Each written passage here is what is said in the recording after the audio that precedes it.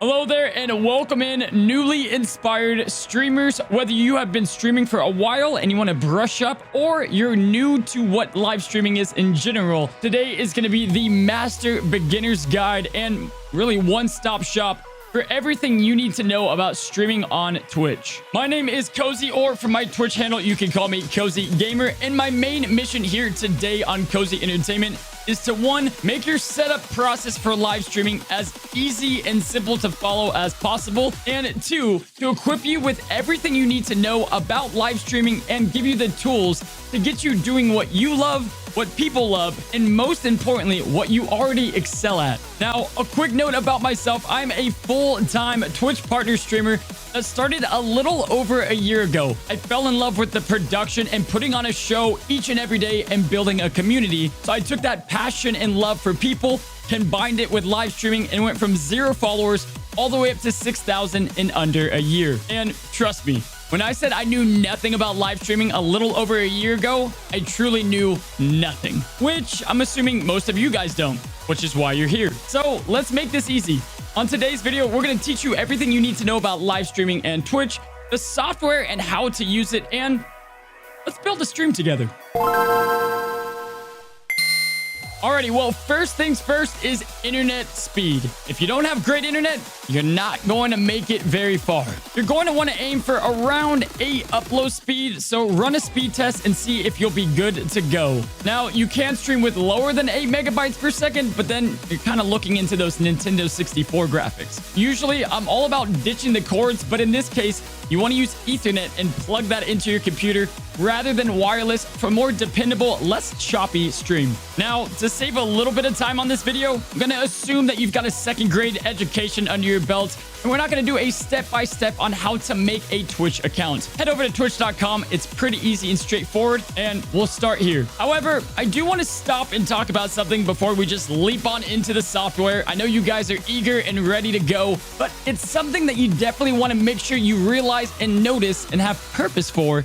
And that is, why are you making a Twitch account and want to live stream in the first place? Look, I'm all about let's fire things up and see what happens, but you want to make sure you identify purpose for your live stream. So in short, what does this Twitch channel mean to you? How are you going to identify success? Is that having a lot of followers, making this a full-time thing, or making a lot of money? Or is it more having a lot of viewers and having a lot of people chatting, creating community and friends for a lifetime? I can assure you, even though you may not think so yourself, having that purpose and really identifying what that success is to you, it's going to make this whole thing a lot better and less stressful overall. All right. Enough with the TED Talk. Let's just jump in and look at the software that we're going to be using today to get yourself live streaming. There are 2 options for this, one being OBS and the other being Streamlabs. There are pros and cons to both of them, but without question, Streamlabs is the easiest for beginners by far, and overall makes the UI and user experience a lot easier to digest. You know, kind of think of it like Streamlabs is more of Apple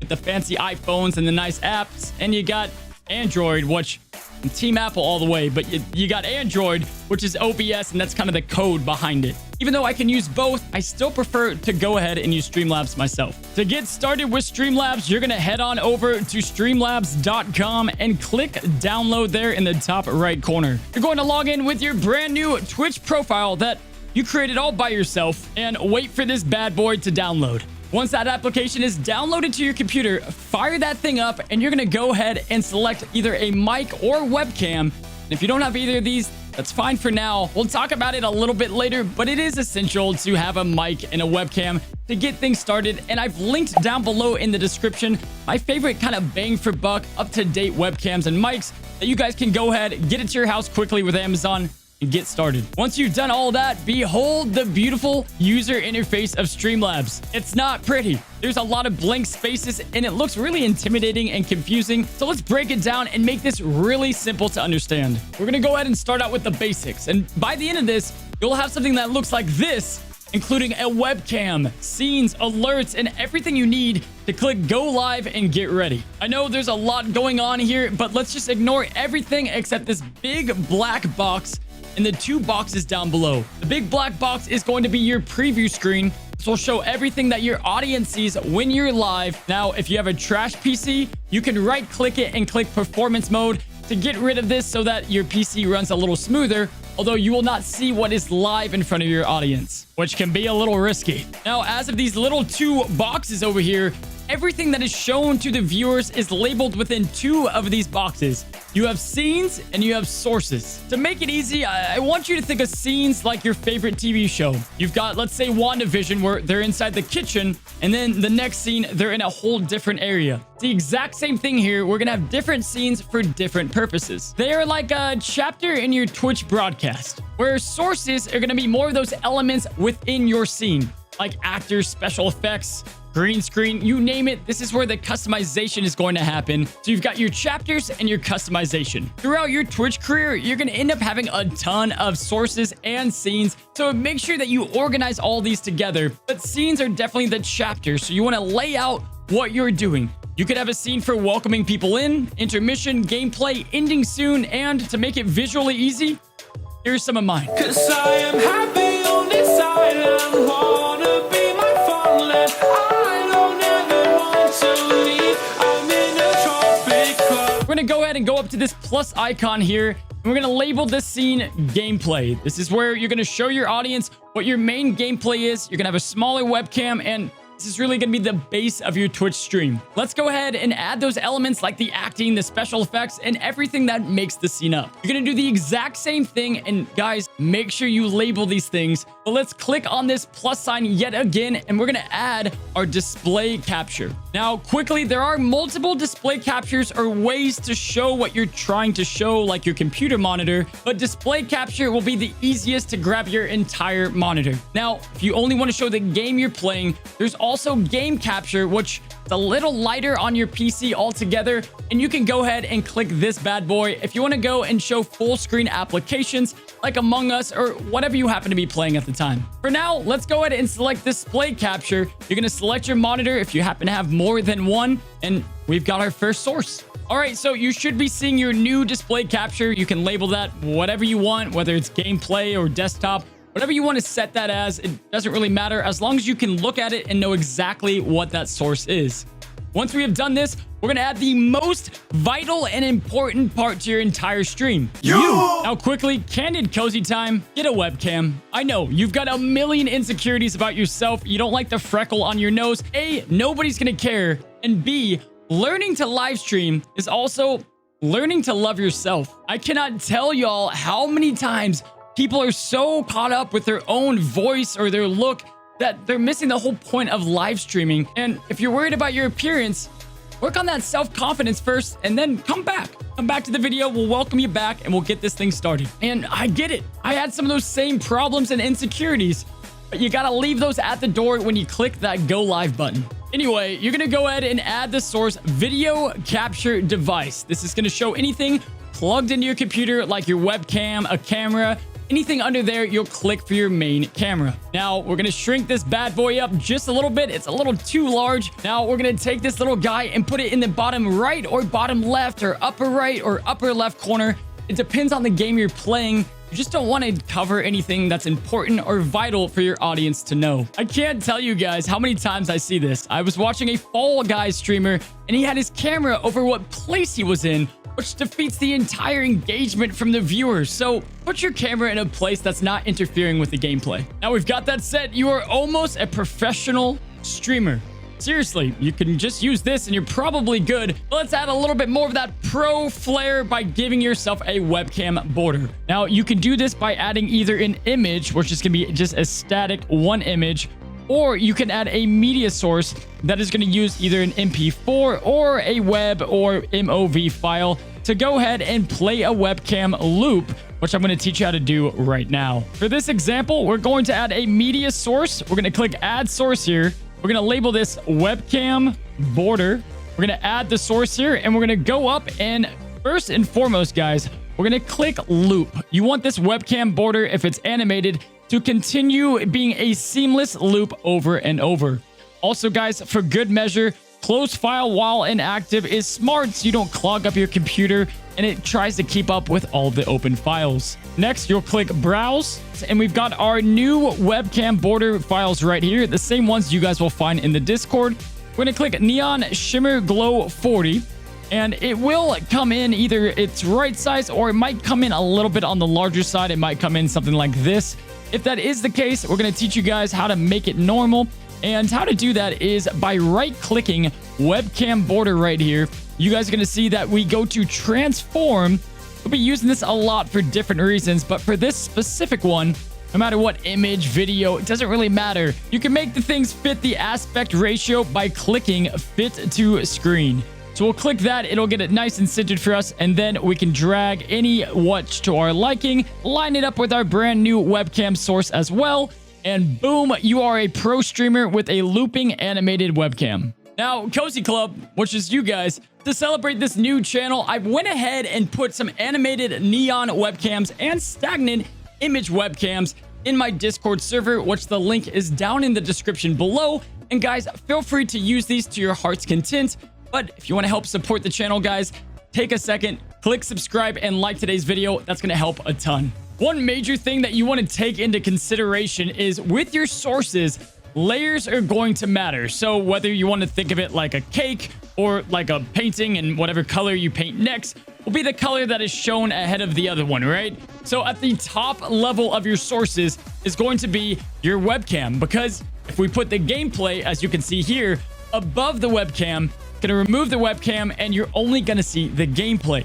So whatever you want to show at the most front of your image, whether it's an overlay, your webcam, you, alerts, want to make sure you have those at the top. Now, this next part is going to be maybe more of an advanced tip, and I probably will make a full video on it. I've got a lot of things that's always pushing the bar of what Streamlabs or OBS can do. However, the different ways to manipulate sources is pretty important to understand as long as you got the basics. You're going to go here to the corners of this source, like our webcam, and you can just go ahead and make it larger or smaller, pulling on the corners. Now, there are a couple keyboard shortcuts that are going to be helpful for you to know. Like if you hold shift while having the webcam, you can make and distort it to any size that you want. You're not going to use this as often, but it's definitely nice to know. And outside of that, the only other shortcut you might need to know is holding the Alt key while you have either the sides or the corners. And what this does is you can crop different sources. Now, that might not sound very useful, but you can go ahead and use this if you have a web browser open and you want to get rid of the address bar or hide any personal information. Holding Alt is a great way to trim your sources and make it a bit cleaner looking. In a future video, I'll teach you guys how to trim from one monitor, gameplay, your chat. You can have everything up at the same time using one monitor and really making it work seamlessly. Now, we're almost done with our scene. We've got our webcam, our game footage. The last thing we need to add is our alerts. And what alerts are is a way to let your viewers know and yourself if you get a follow, a donation, or a lot of other different alerts are able to be customized here within Streamlabs. If we go up to the add a source button, you guys can actually see there is something that says alert box right here. Streamlabs has it built in. However, for myself, I find it a little bit buggy at times. So I personally like to do all of my customization of alerts on their website. You can find yourself all the different customization options right here, kind of right in front of your face, and a lot easier to manage. Now, what you're going to do is under general settings, you guys can see these other tabs. You're going to go ahead and click whether it be followers or subscriptions, and you can change a bunch of different settings from right here. You can have it enabled, disabled. You can also customize the message template right here to have something pop up when someone does click that follow button. So instead of just saying blank has followed, I've got name has joined the Cozy Club.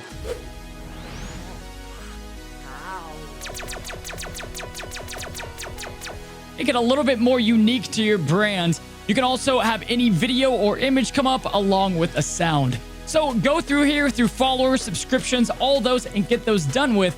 And then after that, you're going to come right here to widget URL. You're going to go and copy this bad boy, and you're going to put this into Streamlabs. So back in Streamlabs here, we're going to create another source, and this one is going to be a browser source. What this can do is you can copy any link mostly on the internet. This takes a lot less from your CPU, and you can get the same thing accomplished just by posting a link address. You're going to go ahead and paste what we've copied from streamlabs.com, and here you've got it. We've got your alerts ready to go, and even though it's invisible, you can go to the bottom right and test widgets and test your follow, your subscription. Really make sure it's exactly where you want it to be. Now, you absolutely do have the option if you want to do the alert box. It's the same thing. Sometimes it doesn't update correctly, but overall, if that's your cup of tea, you can put videos, images, or message templates in there as well. So you might have noticed this box over here on the right side of the screen that we've just been ignoring, and that is going to be the audio mixer. By default, anytime you add a scene with any type of sound to it, whether it be a clip or if it's your gameplay, you're going to see the mixer react to it live to the sound that is being input into OBS. Now, yes, you can add audio through a source menu by going into audio input, but it's a little bit easier to go to your settings tab. Head from the settings and head on over to the audio section, and you're gonna see right here, guys, desktop audio device 1, mic or auxiliary device 1. Under that desktop audio, you want to go ahead and select default. 9 times out of 10, that's going to work for the computer and the stream that you're trying to get done. And under mic 1, you want to go ahead and make sure this has your mic highlighted. Outside from there, you should have everything else good to go. Except one little bonus tip that I like to say is, for your desktop audio, you can go above the audio mixer and select the cog. And here you can see the different volume levels. I like to make my desktop audio a little bit quieter than my mic because you don't want you or your viewers hearing this beauty every single time you mess up. And trust me, I've done over like 200 live streams, and I still have the Windows sound come up from time to time. You're a streaming professional. We've got gameplay, webcams, alerts. You know what the audio mixer is all about. The last thing we need to go and jump back into is that settings menu. Let's go poke around and change a couple of things to set you up for success on your Twitch journey. And a lot of this can be complicated, but if you do it right the first time, you really don't have to go back into the settings menu. All right, guys, now we're into the intimidating settings window. Now, again, there's not a lot you have to do here. Let's just go through the bare bones basic. Now, we don't have to really look at general. You can skip that. Stream is going to be where your stream destination is, whether it's Twitch, Facebook, or YouTube, or you can add, I don't know, some other site you might stream on. I'm not judging you. Next up, we have output, which could be either in advanced or simple mode. I've got mine on advanced, but really on either mode, you're going to be looking out for the bit rate.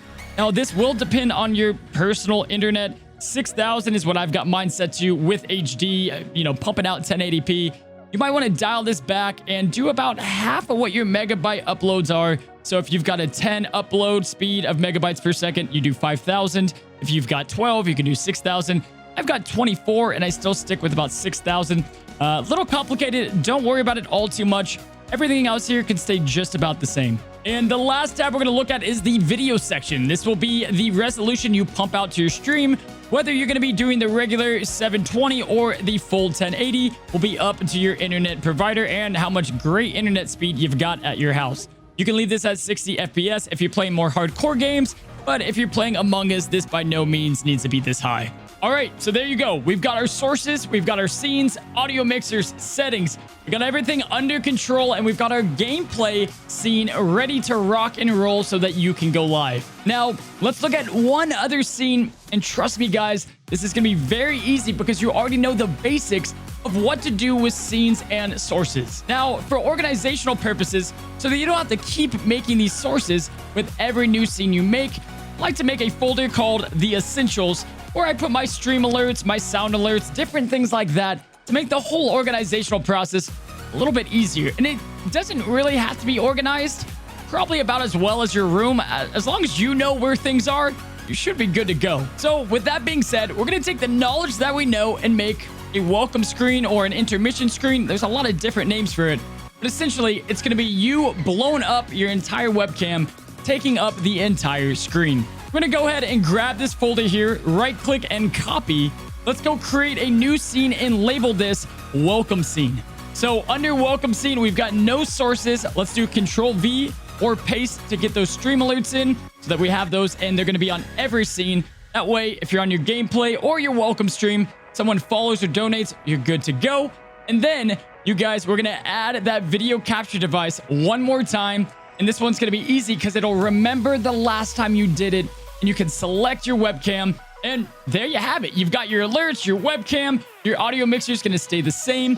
And you've got your big, nice, shiny welcome screen to welcome in your viewers when they come on in. I'll be honest, I have 20 to 40 scenes. I've got something for every occasion, and that's just myself because I try to bring production to the next level. But really, this is where your imagination can take over, and you can create a scene for really anything you plan on doing for a live stream. If this is something you'd like to see a video on, comment down below. We'll make a best scenes guide for Streamlabs and streaming on Twitch. Now, all you've got to do is grow that confidence up, click that go live button, and get ready. Now, there are a lot of other skills to know, like talking to yourself and what you want your Twitch stream to be. I plan on having a whole separate video for that, guys. So be sure to subscribe so you don't miss out on future videos or streaming advice. Plan on doing at least weekly uploads, if not more, for all your Streamlabs, Twitch, and really live streaming advice altogether. And last but not least, my favorite thing I'll be introducing with Cozy Entertainment, this brand new channel, is you guys are welcome to come to my Twitch channel at any time, and I would love to teach you guys how I am doing or how I created something I've got on my stream.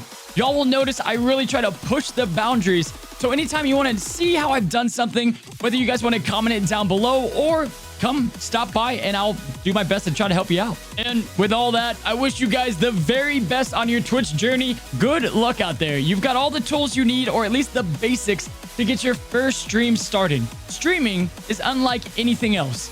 You do not get to practice outside of the limelight. You actually are going to be practicing live in front of other people watching you. And that's what gets people scared, but that's also the only way you're going to get better. Hopefully, you learned a thing or two from this Twitch beginners and Streamlabs guide, my friends. I wish you guys the best of luck out there, and until I see you next time, stay cozy.